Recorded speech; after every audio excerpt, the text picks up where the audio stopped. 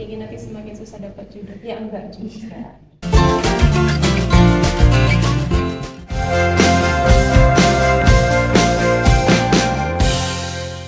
Dan juga bisa dikatakan bahwasannya ibu itu adalah madrasah utama ya Bu ya, untuk Iya, anaknya betul. nanti, karena dia yang melahirkan dan juga nanti jika anaknya sudah besar mendidik. dia mendidik ya, jadi seperti itu. Oke, pertanyaan selanjutnya Cak. Oke, Ibu kan udah cantik nih, berpendidikan tinggi. Ada kita yang cantik tanpa hidung.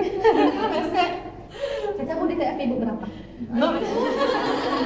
Ngarek Cak. Korek BNI aja. Oke, jadi Ibu kan berpendidikan tinggi nih Bu, dan Ibu juga sudah menikah.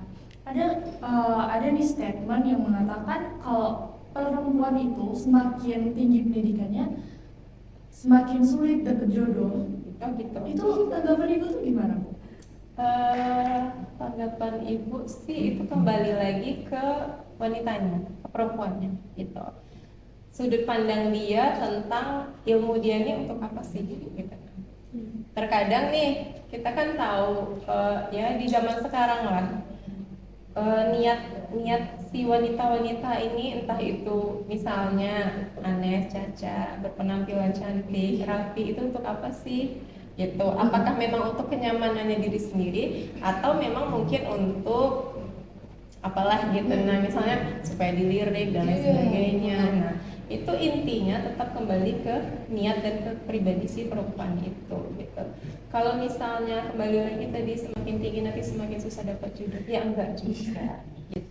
Kalau misalnya dia udah pendidikan tinggi dan niatnya dari pendidikannya itu memang benar-benar untuk ya udah saya sekolah tinggi karena pengen ada cita-cita, karena memang benar harus ada orang tua yang dibanggakan. Iya, benar. Dan itu salah satu tujuan ibu dulu gitu. Nah, ibu sekolah tinggi memang tujuannya untuk membanggakan orang tua, tidak ada kaitannya untuk supaya dapat jodoh yang pantas, supaya dapat calon itu yang polisi, itulah yang kalau anak sama sekarang kan gitu ya. Yang halo dek ya Bu. Yang pasti halo dek gitu. Nah, sementara kan kalau niatnya memang benar-benar untuk membanggakan orang tua dan dengan pendidikan tinggi tadi sudah tercapai tujuan itu, ya sudah jodoh nanti ya Bakalan datang ya Bu. bakalan datang gitu. Dan tergantung lagi si jodoh tadi dia kemana sih menilai kita gitu.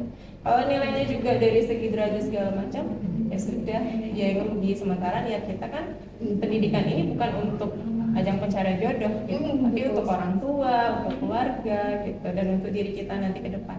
Iya betul. Karena balik lagi kita tuh harus memprioritaskan pendidikan ya Bu ya. Iya. Walaupun kita wanita gitu kan, yang seharusnya kita tetap berpendidikan tinggi. Kalau masalah jodoh itu sudah ada yang ngatur ya Bu. Iya Ya, betul. kebetulan kami berdua belum ada jodohnya Bu. Oh, belum ada ya, promo nomor HP. Kok Mana tahu ada logonya. Ibu kan tahu ada adik ipar atau adik kandung? Ada adik kandung, tapi udah menikah kemarin. Iya. Ente ya. Jangan Bu, kalau udah menikah. Oke, pembahasan yang kedua itu Ibu.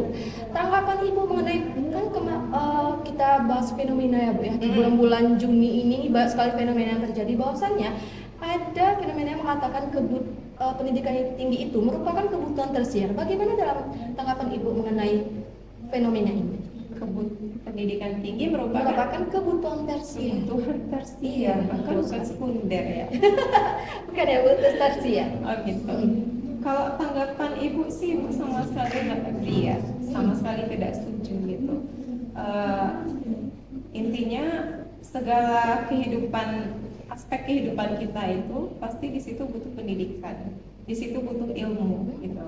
Kita menjalani kehidupan, misalnya kebutuhan primer kita apa?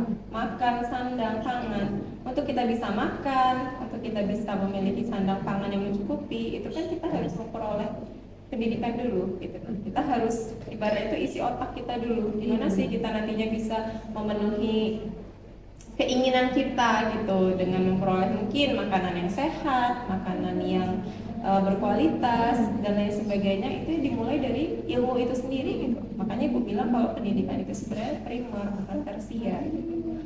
Sangat tidak setuju kalau yang pendidikan itu tersier. Berarti kalau menurut Ibu sendiri ini sangat tidak sangat tidak cocok ya Bu ya. Oke, seperti itu ya. Oke, selanjutnya pertanyaan selanjutnya Caca. Oke, balik lagi nih Bu ke topik kita yang tadi.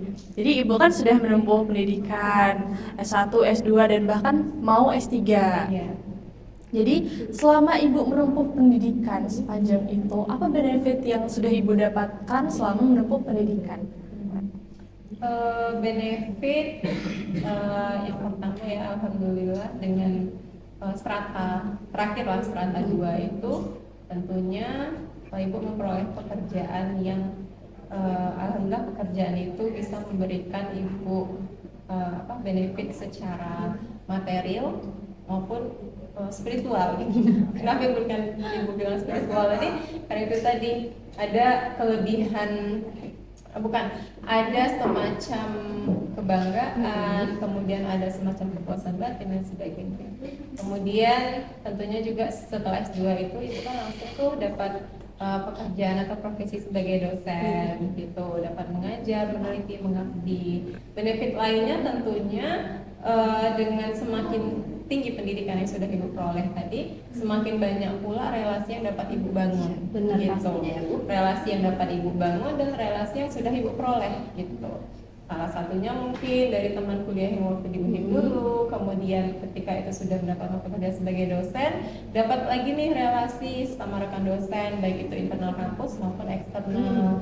Kemudian juga mungkin relasi dengan instansi-instansi pemerintah, di mana di situ mungkin dalam Ibu melaksanakan berbagai macam kegiatan penelitian dan pengabdian. Oke.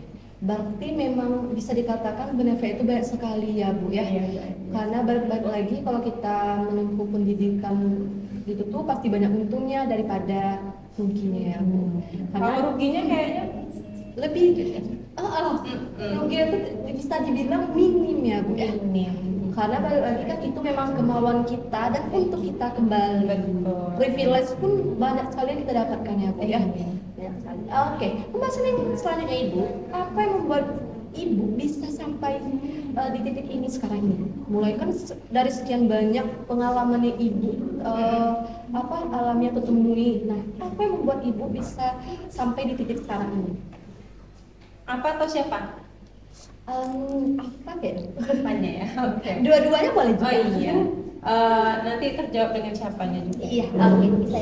Apa yang membuat sampai saat ini itu adalah niat Ibu tadi gitu. Kalau dalam satu kalimat itu menjadi kebanggaan orang tua. Iya, itu yang membuat Ibu sampai di saat titik ini gitu.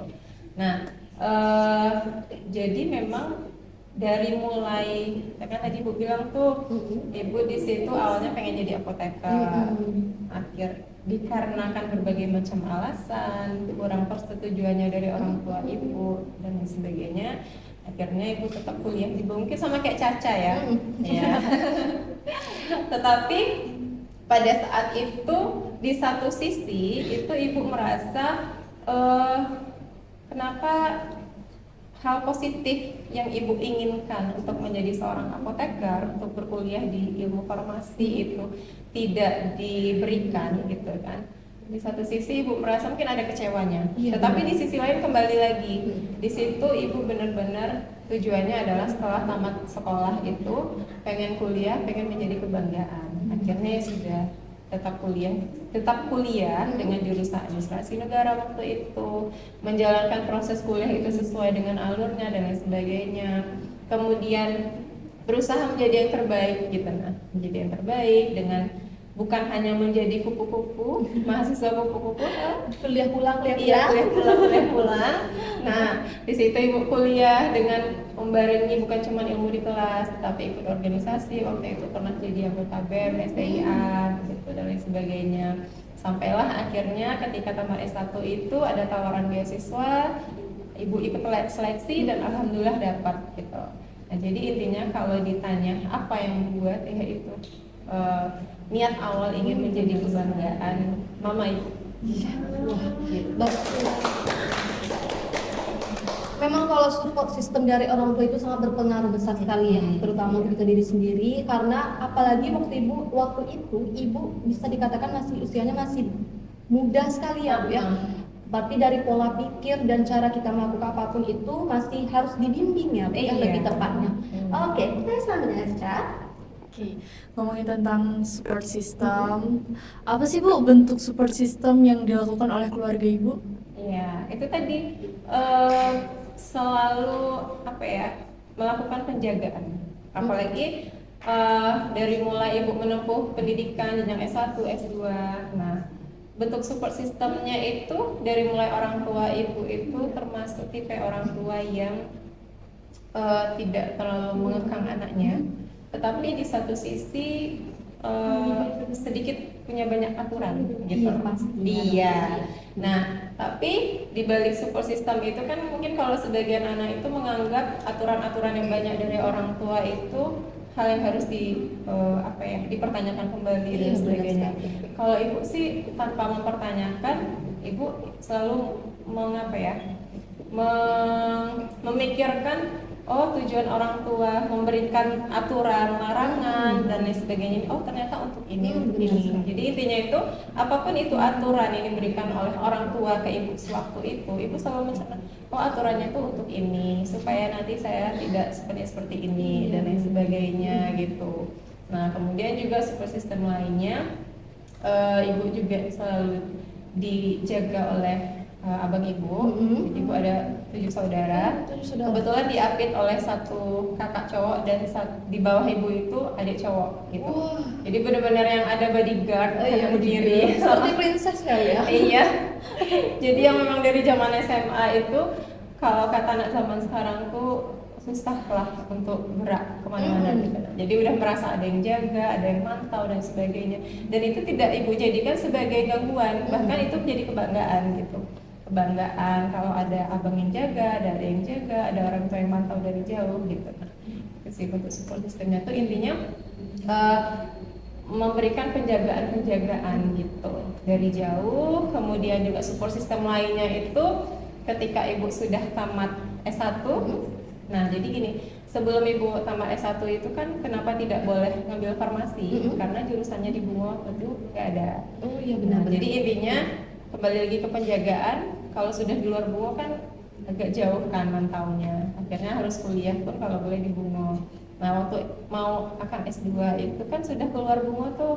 Nah, itu juga bentuk salah satu support system yang bagi ibu itu yang dulunya mungkin sangat dilarang untuk kuliah luar, akhirnya disupport lah, ya sudah silakan kuliah di luar. Karena mungkin orang tua ibu di situ melihat ibu sudah cukup matang untuk menjaga diri dan lain sebagainya gitu. Nah, di adanya kepercayaan dari orang tua ibu, dari keluarga untuk ibu melanjutkan studi keluar gitu. Intinya tuh percaya.